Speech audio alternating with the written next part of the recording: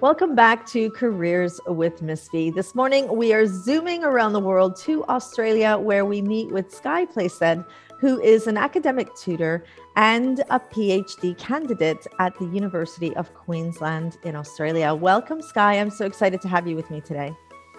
Thank you. And thanks for the invitation. It's really lovely to share and to hear more about your work too, Maria.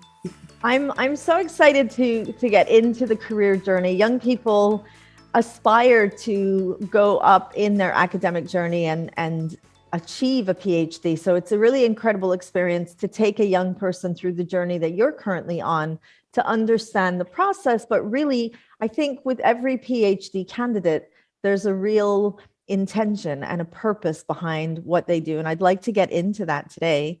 But before we do, I thought I could take you back to when you were a teenager. Can you remember when you were interested in languages, history, and music? How did you, or who helped you to kind of put your ideas together and help you understand that the world of academia would be for you? That's a great question and interesting because really, I came in, so I taught in the classroom for a long time, over 20 years, and hadn't really thought about retraining as a teacher. So those passions and those interests that I always had as a teenager, interestingly, one person who made a really big impact on my life was my dear uncle. My Uncle John, who was, so my family, nobody had particularly spent a lot of time at university or studying. Both my parents had finished high school, but in their era, it wasn't a common thing to actually go on to university. It was expensive and difficult, and they had other careers and lives. But this one family member, Uncle John, was kind of the family academic.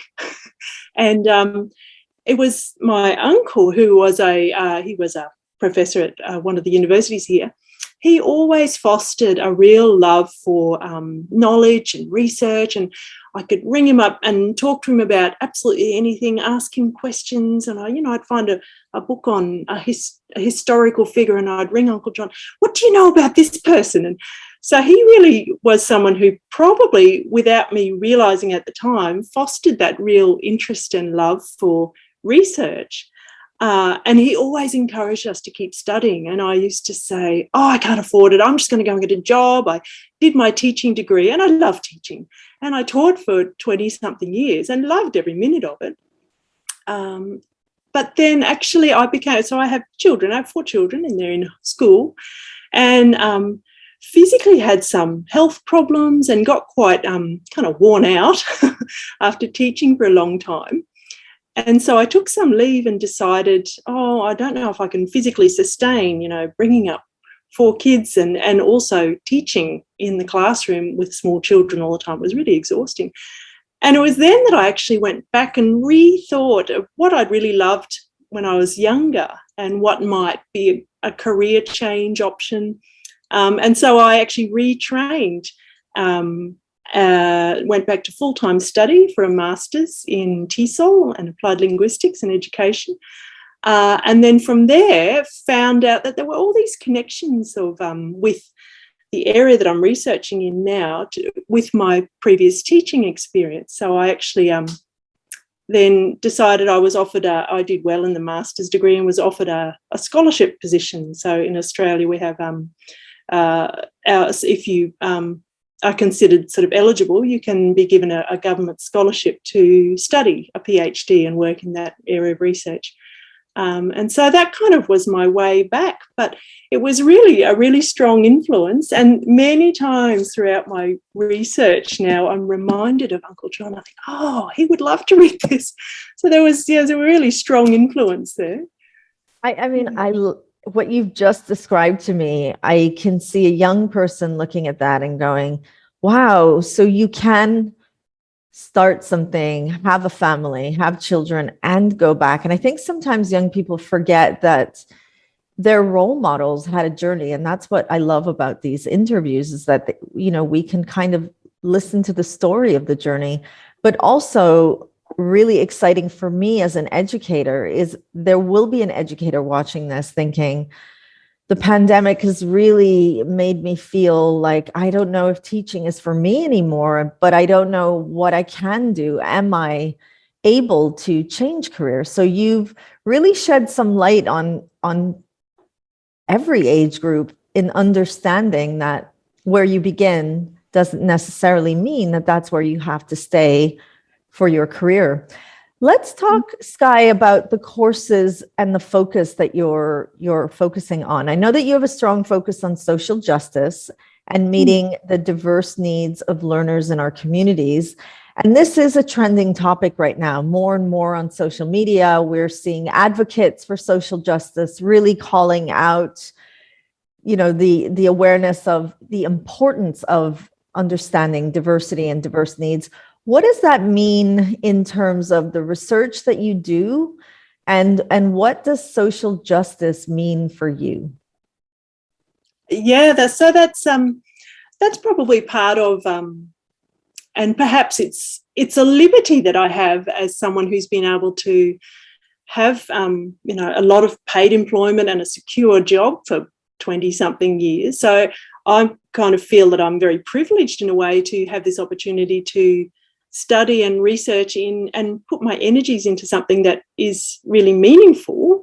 So to me, the area that I have chosen to research is to do with some of the teaching of English migrant learners in our programs here that we have in Australia, and particularly focused on beginner level adult students who are mostly from refugee backgrounds and have come to Australia and are studying English language for the first time, often schooled for the first time, or beginning literacy learning for the first time. And there are a lot of issues to do with equitable access to education, obviously, for these people, and for the teachers working with them. I kind of train and help teachers in that area. So yeah, it is a real privilege, I think, as a teacher to be able to research in that area in a way that's something that's really meaningful to me, rather than just, I've just got to do this, this degree or this certificate. I think it's important now, and I don't know that we had as many choices when we were young in previous generations, but I do find, so I also teach at a university, and now the students, there are so many more flexible options and pathways for students, and it is important that you don't need to feel, there can be periods, I think, where it's really hard and you think, I'm never going to get a job out of this. But nevertheless, I have always found that there is a lot of flexibility and ability to change and draw on what you did know or what you did do in the past. That all seems to come into what I'm doing now. So a lot of the work that I've done in the past in my teaching and was linked around that area of equitable access to education for students as well. So, yeah. Wonderful. And what you're talking about right now for a young person watching is really important, because as they get closer to applying to university, many of the universities across the globe require students to write a letter, a college application, a college essay, a personal statement, or even answering questions on that university website. Many of the universities have a requirement that students are reflexive, that they are thinking about their positionality and they're thinking about their privilege, but nobody teaches them how to do that when they're in secondary school.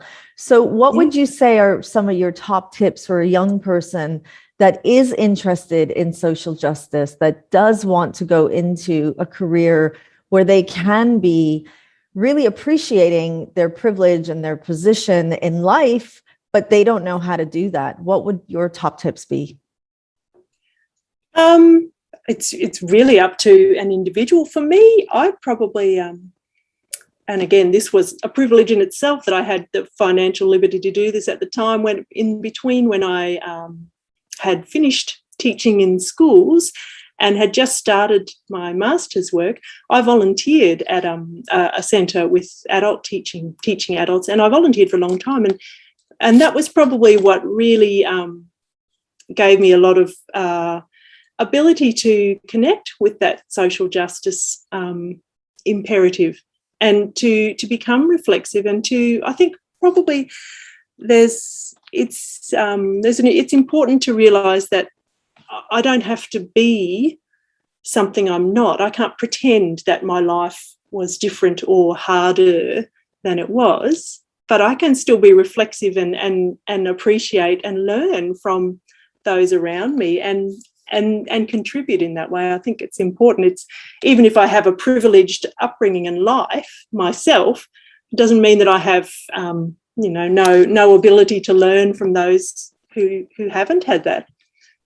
So we're really talking about the power of understanding one's perspective and understanding that there is an opportunity for learning. And I think sometimes young people aspire to get to a certain destination in their careers, and they forget that the saying of enjoy the journey, what that really means is enjoy that process of discovering who you are. Would you say that all this time since you were that younger teenager, that when you look back, do you feel now that you are beginning to discover who you are?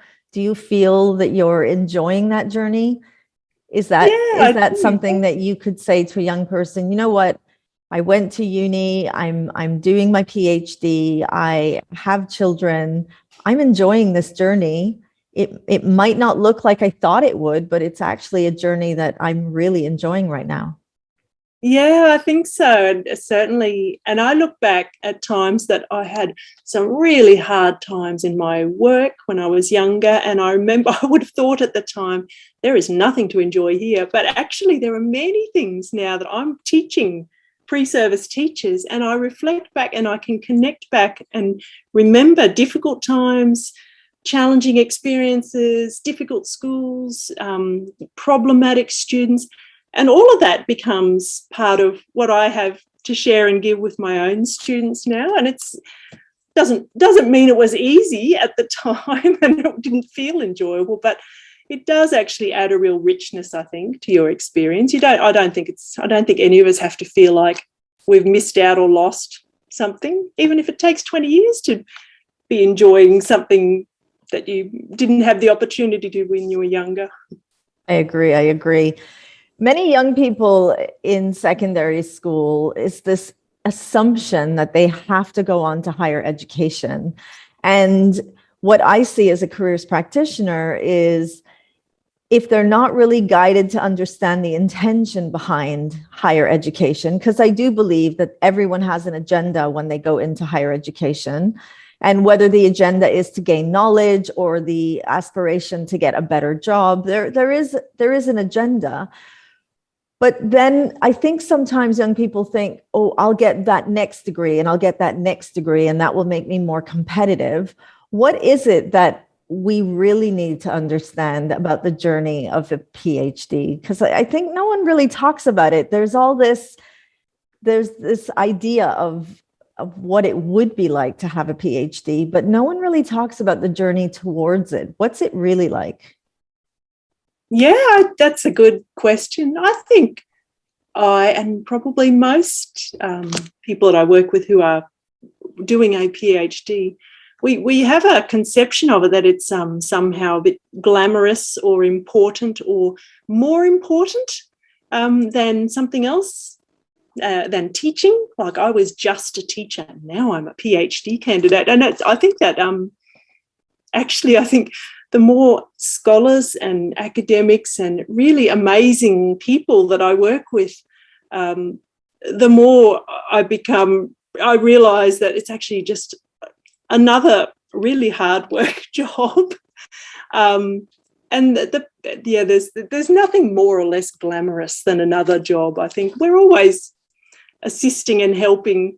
That's the whole idea of, well, for me as an educational researcher, our job is actually to assist and support the teachers who are really working hard in classrooms. That's part of what educational researchers are doing. They're working to make conditions and policies and curriculum more effective and helpful to support teachers and students. So I think it's always important to keep that in mind, that it's not, there's never really, for me anyway, I think there's never really oh, now I've made it, I'm better than that. It's always about supporting other people. And really, I have always found that's where the joy is, in supporting and seeing and giving to somebody else and watching them progress as well. That's a really those are things that you can't lose when you win those things.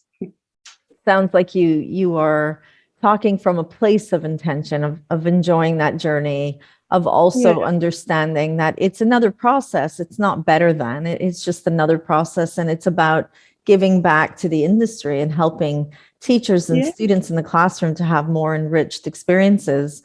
And what I'm also hearing you say, there's almost a humbleness in how you're saying it, in that if I were a young person listening to you now, I would think, okay, it's just the process. And I don't have to aspire for that just to get that title. I really want to be enjoying this journey and understanding why I'm doing it. Skye, would you say that perseverance has been one of your most important tools through your career journey? Yeah. Yeah, sure is. Yeah.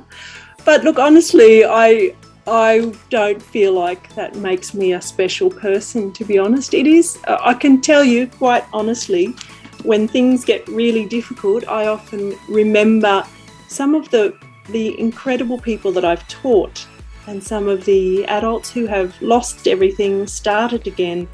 And I think, oh, really?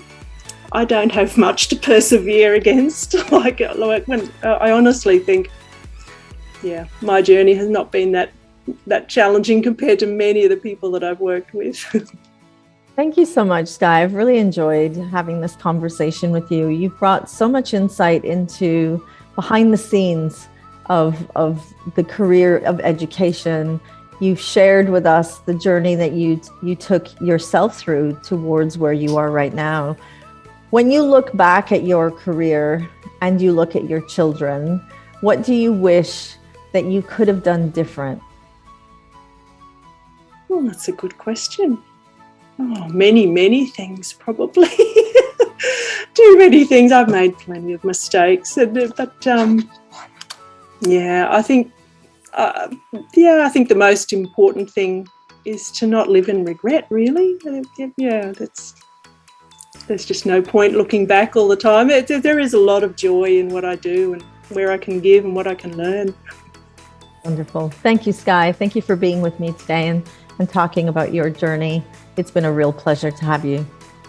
Thank you. Yes. Thank you, everyone, for watching. We were speaking with Skye Playsted, who is an academic tutor and a PhD candidate at the University of Queensland in Australia. I am so excited to continue having these conversations with professionals around the globe, and I hope you are as well. Thank you, everyone, for watching, and I will see you at the next career interview with Miss V.